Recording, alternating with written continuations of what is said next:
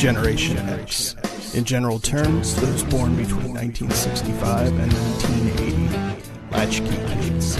Independent. Existentialism. Modern philosophy focusing on personal experience, human ability, and responsibility in an otherwise meaningless universe.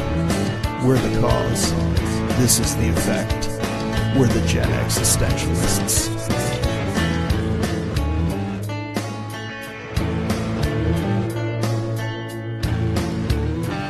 Greetings, friends, and welcome to the Gen Existentialist podcast. My name is Scot. And I'm Bunny. And we're here to talk to you about all manner of weird and wonderful things over the next 20 minutes or so from a Gen X perspective or just from a nerd adult perspective, kids trapped in adult bodies, different things like that.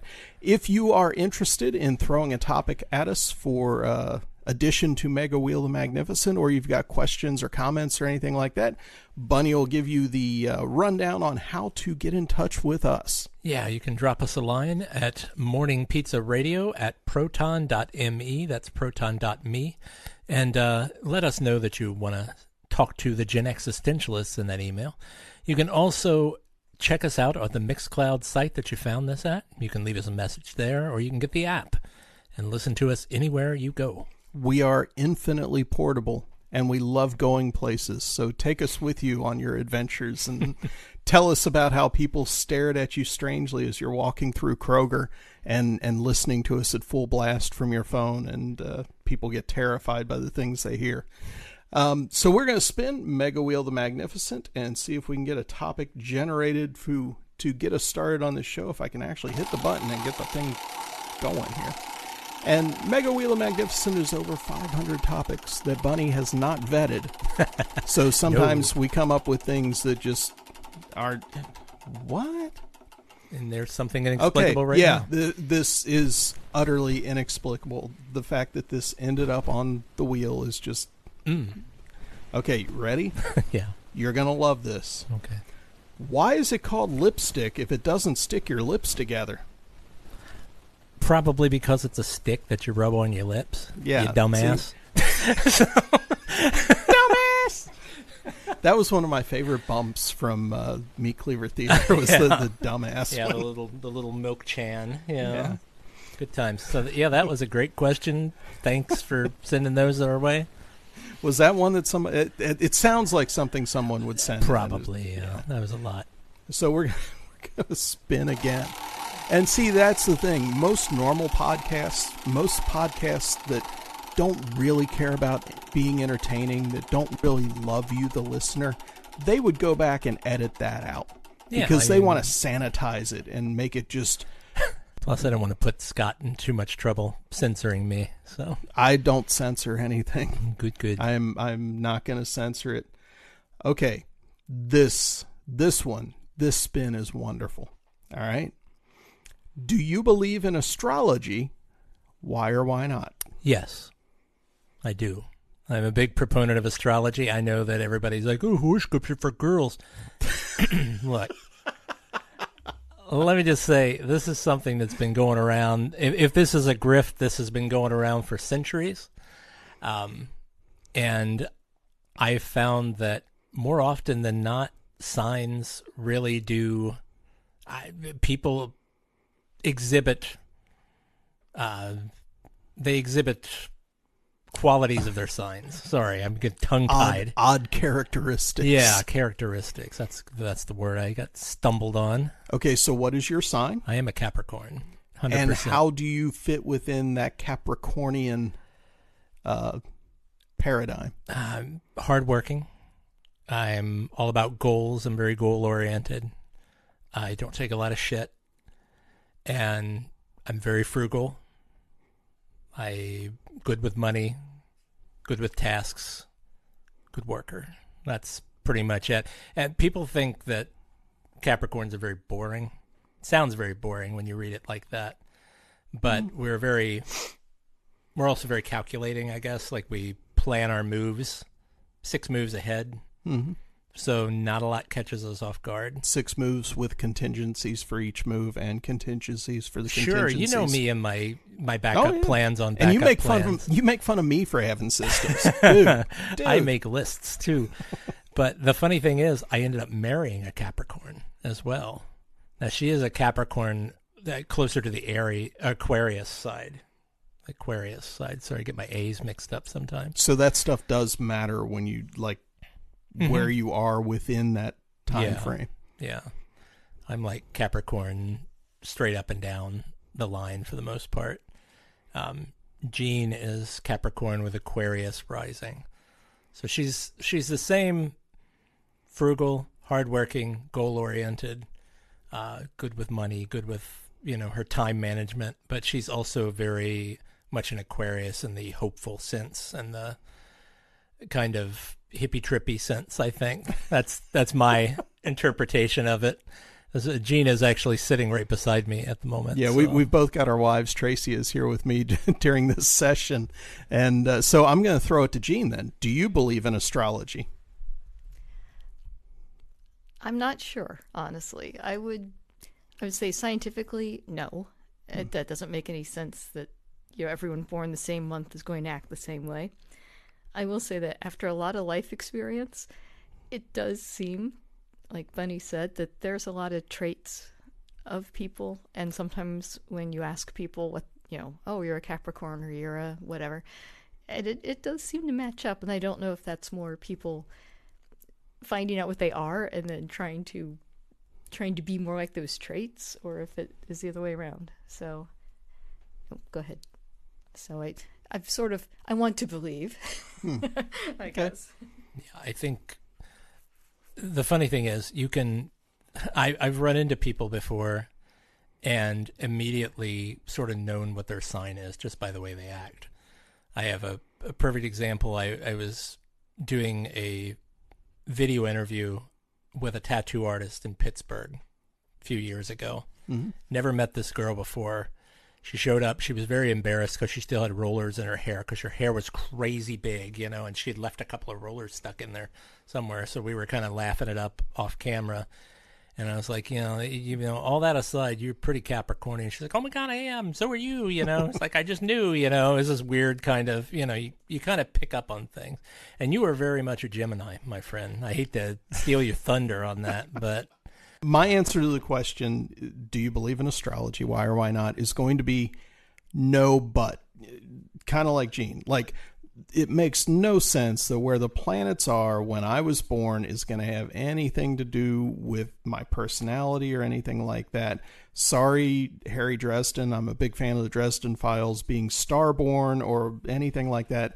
It doesn't make sense. But, and I'm not a fan of but statements because usually anything that comes after the but is bullshit.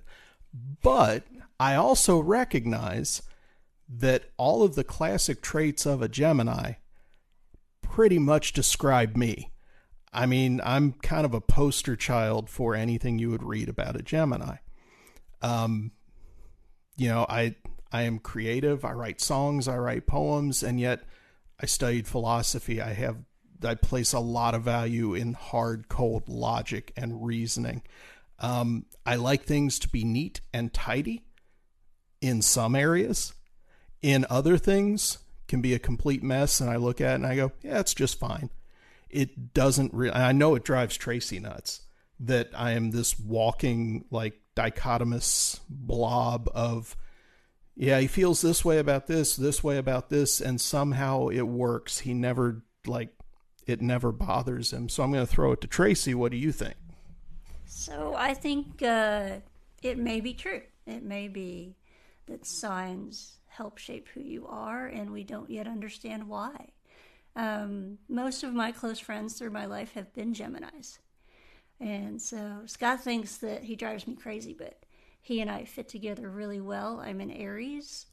And even though I'm an introvert, I'm out talking to people all the time, which is kind of odd, but it's very much an Aries trait. So we fit together really good, Aries plus Gemini. Yeah. And that is part of me too as a Gemini. If I'm just out in a crowd, I'm not going to be the most social person. I'm not going to be the one that's just going to walk up and talk to people. As we talked about last episode, I'm not the best person at making friends, but put me on stage, give me a mic, ask me to teach a class about hazard identification, I'm there. I love doing that stuff. So, yeah, I don't really believe in it, and yet there's a lot of tangible evidence for it to be true. So I don't know. So you've obviously done a lot more study in this area than I have. I guess you could call it study. I don't know. I mean, from a scientific perspective, how do you reconcile it, the reality with the perceptions, I guess? Scientifically, the only thing I can think of that I sometimes think of is seasonal. I think depending on the region that you live and what the season is during the month that you're born. Okay. I mean, I'm a winter baby, and so is my wife, and I think that maybe that has something to do with the way you view things. I'm not really sure. I will say makes that sense. I've known a lot of people, like, I know some Scorpios. I've known a few of those. They are absolutely what their sign reads. It's frightening how you can just pick out friends of yours, and when you figure out what their sign is, and then you read about it, even if they don't believe in it or anything, it's weird how everything sort of lines up eventually. It's like, oh, they are like that. Yeah. Well, and I don't know, is that a fortune-telling thing, where somebody gives a tell and then you automatically fill it in with like, oh, well, I remember the time when they wrote a goal list or whatever, so they must be a Capricorn. Well, I think that's one of the things you have to do is not just take a few examples that kind of fit, but look at the wider scope of people's personalities and their lives and decisions they've made. Does it make sense? You mentioned the seasonal thing, and that makes perfect sense because a lot of the traits that you described would fit with wintertime. You have to plan. You have to be prepared. You have to be frugal because going back to our earliest days as human beings, that's the time of year that if you're not ready for it, you're going to die. I was born in the latter part of May, ending of spring, coming into summer. It's kind of a transition period. So it kind of makes sense that you'd be kind of partly this, partly that, born of two worlds. So I could see some validity to that. So what are your parents? Do you know? My dad is July. My mom is April. She's an Aries too. Actually, my mom's birthday is the day after my wife's. Wow. My wife's is April 15th. My mom is April 16th. Okay. My dad's is July 18th. 17th? 18th. I'm pretty sure it's the 18th. I'd have to look at my calendar. It's in there. So I don't know. I've never looked them up. I mean, if I looked up the classic traits, it wouldn't surprise me. Mm-hmm. Do you delve into like star charts and stuff too, and go like that deeply into it? Every once in a while. It's a lot of work to do that, so you really have to be in the mood. But like my mother was a Gemini. Okay. And my father was a Pisces. And he was definitely Pisces. Very much head in the clouds. Yeah. I mean, he kind of lived in his mind and his imagination. He spent a lot of time there. I find Pisces very wishy-washy. I always have. As a Capricorn, Pisces drive me nuts. But the funny thing is, the majority of my girlfriends in the past were Pisces. I have no idea why. I mean, was it...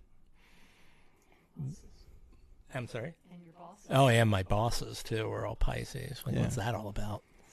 Well, I mean, some of that stuff you can't control. It just happens. It's strange, though. I mean, let's be honest. Anybody that's going to date or not date someone because of their sign. Oh, yeah. Yeah, I get that. Yeah.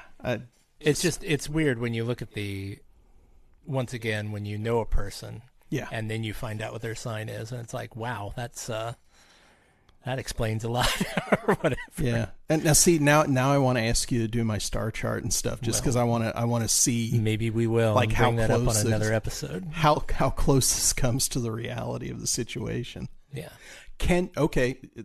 An offshoot of that question. if you believe in astrology and you believe in all this information, should you just roll with it and accept that's who you are? Or is there a way to fight that fate? Because we are dealing a little bit there in talking about fate versus free will. I think anybody can fight their true nature. I mean, or whatever the world perceives their nature to be. Is it fruitful or right to do so, though? I think it's a lot easier in life to just find out where your groove is and just groove with it. You know, I hate to sound all hippie, but it's a lot easier just to be like, okay, I am a straight up Capricorn. Yeah. And this is the way I am. And now I could pretend to be some floofy, eccentric Sagittarius, or I could pretend to be some, hard-headed Taurus or something, Stop, you're going to alienate the fans. I know. I'm saying, there's some traits, and I could pretend to be one of them, but I'm really not. When it comes down to it, I'm most comfortable making my lists, watching my step, I'm not a super spontaneous kind of guy, I like to know what I'm getting into. Keep driving the same 24-year-old car. Don't laugh, it's paid for, that joke. And it's a lemon, but it's paid for. That's very Capricorn, unfortunately. It's very frugal. I haven't had a car payment for decades. Over 20 years. Yeah. So, and the thought of having a car payment makes me blanch. So, because I'm like, man, that's money that I could be spending, I don't know. On something else. Yeah, or saving. Or just for that tucking rainy it away. Day. Yeah, exactly. Putting it in my hoard and sleeping on it, So, yeah, there you go. Astrology. Okay, let's see where we're at time-wise. We got time for another. Let's spin Mega Wheel the Magnificent and see what we can come up with here. See if we can get another really good one like that. See, we love those kind of topics that we can dive into. We've kind of done stuff like this before. I'm going to spin it again. What are the keys to living a fruitful life? Come on, fruit. Yeah, Mega Wheel's starting to give some tomatoes here. Which is also fruit. Yeah, it all ties in. I'm going to spin for the third time. Oh, my gosh. Whatever comes up this time, we're doing. But those first two were awful. So, our topic, when you dream big, what would you do with your life? Keep in mind, we are both Gen X. We are both 50. So this question, just from a basic point of view, when you dream big, what would you do with your life? It's kind of like we're on the downside. We've reached the apex of the hill. We've hit the ridge line of the roof, and we're we're already sliding down. Yeah, so we're going down the other side, hanging on for dear life. So unless my dreaming big is going to the right nursing home. Exactly. Yeah. I want to have good nurses in 20 years. Yeah, I don't want people to punch me in my bed and show up on 2020 or whatever is going on in the future. So from a dreaming big perspective, though, and we know that one of your big dreams is not going to be to buy a new car because you're just never going to buy a new car. Man, he likes to bust my chops about my crappy old car. And it's really not fair, to be perfectly honest. It's Bunny's car. It's his choice. I haven't ridden in the car in years. It's just gotten worse. Well, but I have to give it up to you. And do you remember Tim's white Ford Escort? He drove that until it died. I mean, he got every dime and penny out of that thing for what he paid for it until it finally died, and he had to. That's very Tim. Yeah, well, I mean, it's very you. It was very me with my Cube. I drove it until it couldn't go anymore. Yeah. But at some point, you got to get something new. I'm telling you, dreaming big. I dreamt big, and I think I've pretty much succeeded in what I wanted to do in life. I always complain. I call it complaining. I don't know. Maybe it's just humble bragging. I don't know what, but it's like. Everything that I'd set out to do in this life, I've pretty much accomplished what I wanted. By the time I was 40, I'd already done everything I wanted to do. But the question, what would you do from here on out when you dream big? What do you want to do? I would love to find a way to get my wife into early retirement. I would like to spend the rest of our days creating. We have this pretty little house by a lake, and I'd like to find a way. I find that I don't want to leave when I'm there, but I'd like to find a way to make it such a paradise that we never have to leave, that we don't want to leave. Yeah. That all the things that we want to do are there, and we can just spend our time together having fun. Those are the kind of things. That's really the only thing I can think of, like dreaming big anymore. I think, like I said, I've already gotten everything I want except a new car. But, if the universe, I feel that way about a boat. I live on a lake, and the gentleman that we bought the house from tried to sell us his boat. Yeah. Which was this nice little fishing boat, and was going to throw it in. It was like $300 or something. It wasn't bad at all. But I have no transportation. I drive an old crappy car.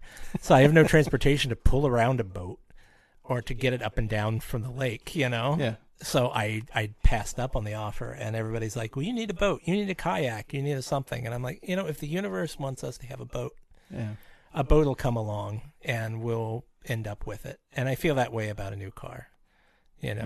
I mean, I got my mother's car through the worst possible way. She passed away, and it was left behind to me. That's not the way I want a new car to drop in my lap.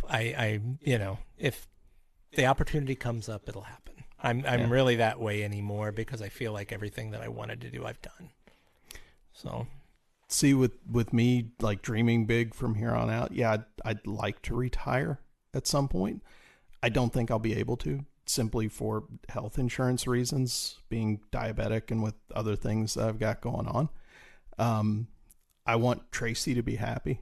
I want her to be able to fulfill some of her dreams, like going forward, writing and doing historical stuff or whatever she wants to do. I mean, for me, maybe put out another book of poetry. I definitely want to record a full album with a band, doing at least some of my material, to do that again. Because I've done EPs and stuff. I've done parts of other people's stuff. I want to do it again, just in a band where, 4 or 5 of us are sitting in a room putting the songs together. And kind of on our way to that right now with the people I'm playing with. So that's really, and just enjoy things, enjoy writing, enjoying doing these podcasts, honestly. Mm-hmm. With the different stuff we're doing here with the Gen Existentialists, the Chaotic Designs radio one I do, the Morning Pizza radio one you do. Well, you're doing 12 different podcasts at this point? Yeah, I got a few going on. Yeah. It's just nice to be creative again. We both worked together on some creative ventures in the past, and that was awesome. It was fun, and then we had a bit of a dry spell when things started going pear-shaped in some of our lives. And now we're just getting back into doing some creative stuff together, and that's huge. I didn't realize how much I missed doing creative things. I feel like I can do something creative and fun again. Awesome. So how about you ladies? What are your big dreams for the future? Come on. So I'm working on a history degree, and since I work at NKU, I get to take classes for free, 2 classes a semester if I want. And I actually have 1 more class to get a history degree, and then I don't know, I think I might pursue a master's degree since it's free, and why not? And then I would like to write about historical people that no one knows about, citizen scientists. But mostly, I just want to leave my mark. We don't have kids, but I want to do something that someone will pick up one day and say, "Oh, who's this? That's Tracy Kaeff. Oh, never heard of her." But yeah, I want to contribute something to the world. Sounds awesome. Yeah. Cool. I don't think I really have any huge big dreams at this point. I'm open to having some. I mean, if all of a sudden some opportunity opens up, I am totally willing to jump through there. But right now, I feel like we're in a good place, like both literally and figuratively. And I don't know, I kind of feel like there is a next chapter. I just don't know what it is yet. So kind of in that stage of waiting to see what happens. Yet to be written. Cool. That'll about do it for this episode. Thank you all for joining us. My name's Scott. I'm Bunny. And we appreciate it. Get in touch with us on Mixcloud or on the Facebook page. Let us know what you think and what your big dreams are and how you're going to get to them. And we'll catch you next time. Have a good one.